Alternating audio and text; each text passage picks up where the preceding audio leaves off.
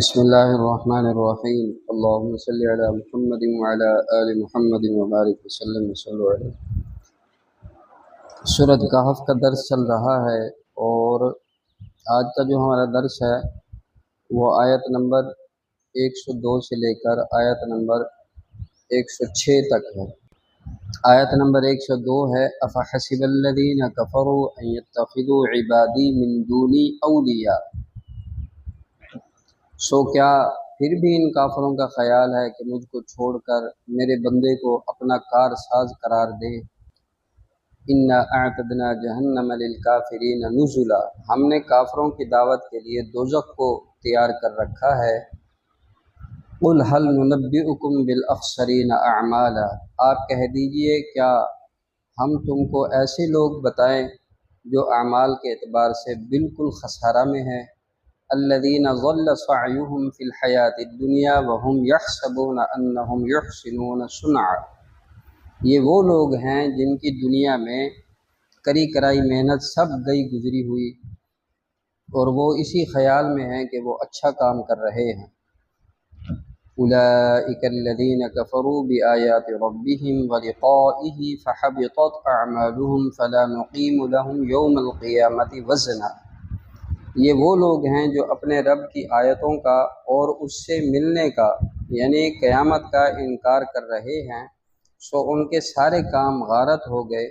تو قیامت کے روز ہم ان کا ذرا بھی وزن قائم نہ کریں گے۔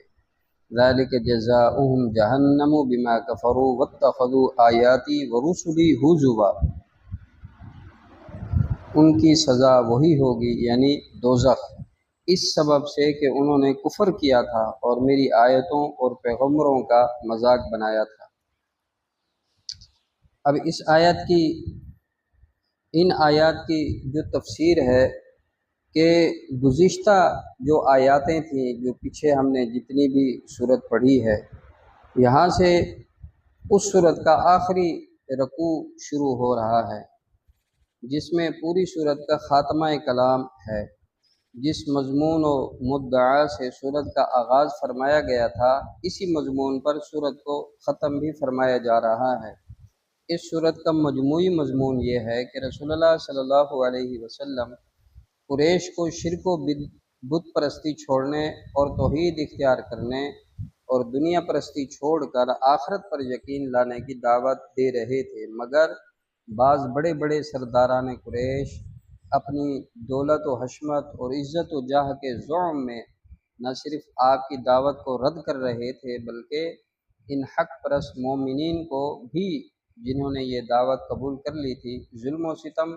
اور تحقیر و تذلیل کا نشانہ بنا رہے تھے۔ اب گزشتہ آیات میں فرمایا گیا تھا کہ کفار جو آج دین حق کو دیکھنے سے اندھے بنے ہوئے ہیں اور اس کے متعلق کچھ سننے کو تیار نہیں ہیں، قیامت کے دن جب میدان حشر میں جمع کیے جائیں گے تو جہنم ان کے سامنے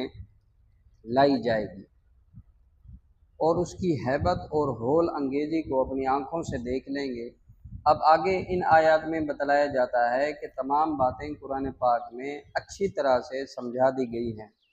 اس کے بعد منکرین سے پوچھا جا رہا ہے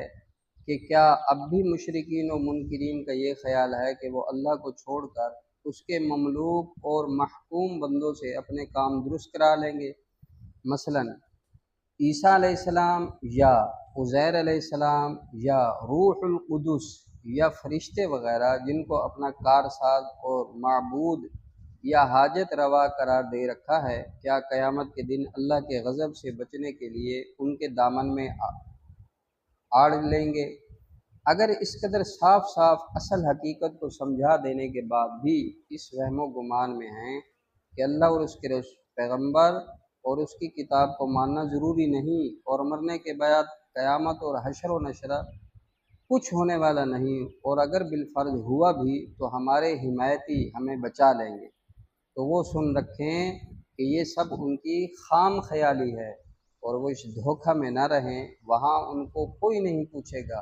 اور فقط اللہ عز و جل سے واسطہ پڑے گا۔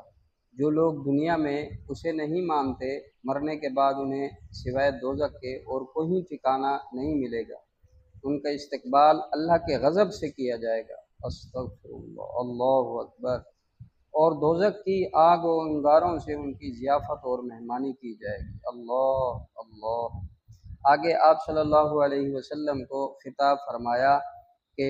ارشاد ہوتا ہے کہ اے ہمارے نبی صلی اللہ علیہ وسلم،